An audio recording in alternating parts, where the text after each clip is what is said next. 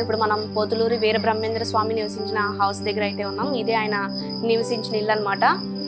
ఇది ఎంతకాలం అవుతుందమ్మా? ఇది 400 సంవత్సరాలు.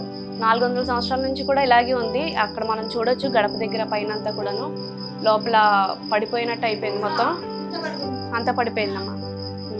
అందుకని ఇక్కడికి లోపలికి అలౌ చేయట్లేదు ఎవరిని, అందుకే తాళం వేసేసారు. సో ఇక్కడ ఆయన విగ్రహాన్ని పెట్టి ఇక్కడే పూజలు చేసుకుంటూ ఉంటారనమాట.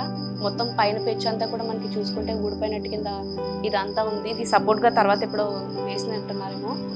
ఇదంతా చెక్కతో చేసింది ఇదంతా కూడాను. అండ్ అది ఆయన మనం యూజ్ చేసిన రోల్, బ్రహ్మం గారు అప్పట్లో ఉపయోగించిన రోల్, అది ఇప్పటికీ అలాగే ఉంది. ఇది ఆయన నివసించిన ప్రాంతం అనమాట.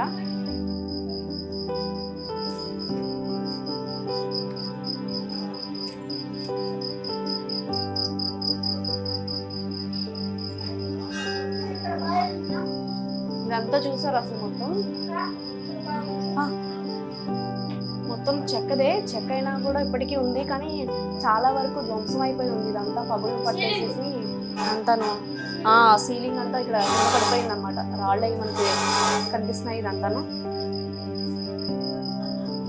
లోపల మొత్తం ఇంకా పడిపోయినట్టేనమ్మా అదంతాను. వస్తున్నాను. ఈ రోల్ అప్పట్లో బ్రహ్మం గారు ఉపయోగించిన రోల్ అనమాట. ఇదంతా కూడాను ఆయనకి గుర్తుగా ఆయన యూజ్ చేసిన ఇంకా ఇక్కడ ఉన్నాయి, మనం చూడొచ్చు. 400 సంవత్సరాల నుంచి ఈ ఇల్లు ఉంది అని అంటే మామూలు విషయం కాదు అసలు. ఇలా వస్తే మనకి ఇంకా డీటెయిల్గా చూడొచ్చు. మనకి ఇల్లు ఇటువైపు చూసుకుంటే మనకి ఇక్కడ లోపల వైపు చూడాలి అనుకుంటే ఇటువైపు నుంచి చూడొచ్చు అనమాట. ఇక్కడ కొంచెం కన్నంలా ఉంది. ఇటువైపు కూడా ఒక తలుపు ఉంది. మొత్తం తలుపు మీద చూసుకున్నట్టయితే లక్ష్మీదేవి అటువైపు ఇటువైపు మనకి ఏనుగులు అభిషేకం చేస్తున్నట్టు కనిపిస్తూ ఉంది. సో ఓకే, లోపల ఫ్యాన్ ఉంది, హుండీ కనిపిస్తుంది. మొత్తం ఛిద్రమైపోయింది అనమాట. సో ఇదివరకు అలౌ చేసేవారు, పడిపోయిందని చెప్పి అలౌ చేయట్లేదమ్మా లోపలికి ఇప్పుడు వరకు అసలు ఎప్పుడు అలౌ చేయలేదా?